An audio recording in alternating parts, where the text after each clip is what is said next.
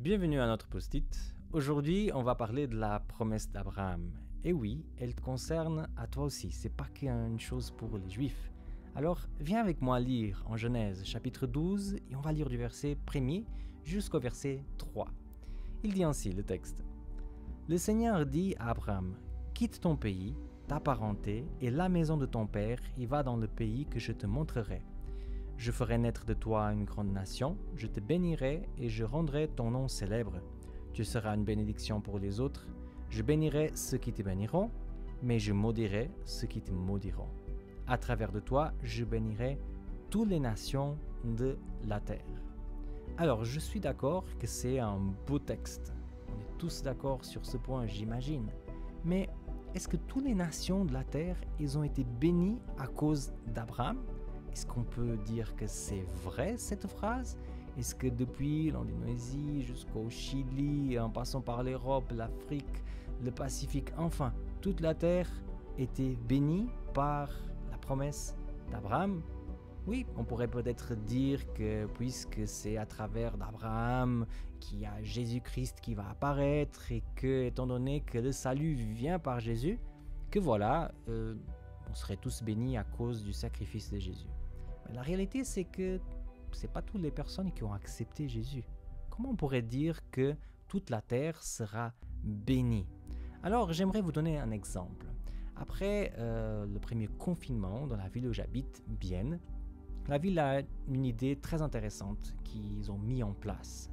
C'est que pour relancer l'économie de la ville, on a reçu chez nous tous des petites cartes avec 40 francs en papier. Pourquoi je dis en papier? Parce que ce n'étaient pas des vrais billets. Ces 40 francs, on pourrait les utiliser dans les magasins de la ville. Et le but, ça serait que en utilisant ces papiers, qu'on puisse aider le commerce local. Quand j'ai reçu ça, je me suis dit, ah chouette, excellent, je pourrais utiliser ces 40 francs pour acheter quelque chose. Et après, c'est vrai que j'ai oublié ces papiers dans un tiroir et que j'ai pas véritablement utilisé. Ce papier, lorsque la ville l'a envoyé dans tous les citoyens, il avait pour but d'être une bénédiction pour toute la ville. Mais mon choix personnel m'a ôté le privilège d'avoir accès à cette bénédiction. T'as compris un peu l'idée là? Jésus, il a donné sa vie pour tout le monde.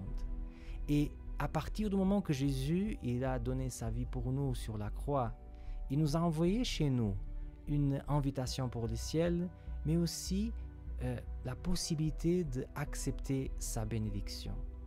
La question, c'est qu'il n'y a pas tout le monde qui l'accepte.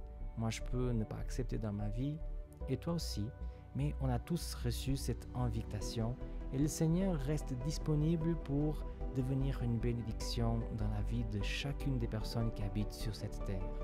La question, c'est, est-ce qu'on va accepter ce salut?